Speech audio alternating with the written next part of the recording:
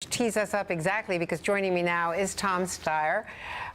He is, of course, from Gen Next, X-Gen Climate, I should say. Thank you very much, Tom. I wanted to talk to you about the president's approval of that offshore drilling off the Arctic coast by Shell. There have been protesters tracking him at every stop along this route. So as he tries to dramatize his passion for doing something about global warming, according to environmentalists and perhaps you yourself, he's also doing something with offshore drilling that's having a contradictory effect. Well, Andrea, we think at this point the idea of drilling for more oil and gas isn't the kind of solution we're looking for America, because we have more oil and gas than we're probably ever going to be able to use. Right now, what we need is the kind of solutions that the president's talking about on this trip, which is clean energy solutions. And when we make investments going forward, we need them to be in the infrastructure that's actually going to be appropriate for the 21st century, is going to make America stronger and cleaner.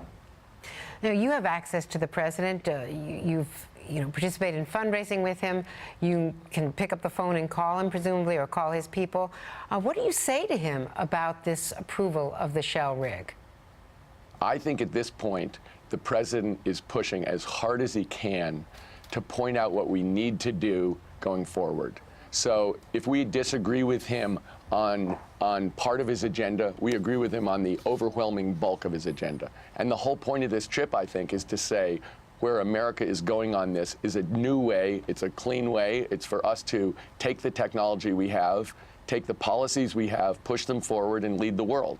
So the fact of the matter is we support the president, and we think that he's doing a terrific job on this, and he is bringing home in Alaska the urgency of the need for us to be progressive, to be forward-thinking, and to use America's economic and business might in order to change the way the world's going and the way we're going.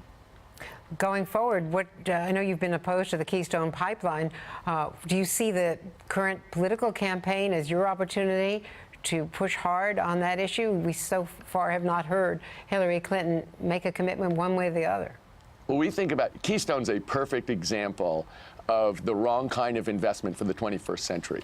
Why would you want to put money into a 40 to 100-year piece of infrastructure that is a terrible idea on day one and is a much worse idea 5 years down the road, 10 years down the road? What we need to be doing is spending our money on the solutions that our technology makes available right now, which is, instead of going down into the earth, go up into the air.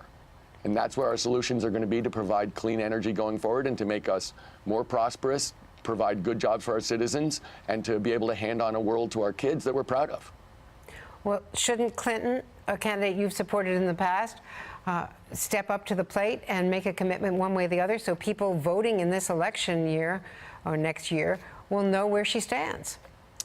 What Mrs. Clinton has said is that she didn't want to give an opinion on this because she was part of the process when she was running the State Department of the review. She's also said recently that if the president and the administration don't come out with a ruling on Keystone, that she'll make her feelings known. So I think it's only appropriate to take her at her word that A, she feels it's inappropriate at this time to make a decision on Keystone, and B, that at some point she feels it will be appropriate. But let me say this, Keystone's not a tough call.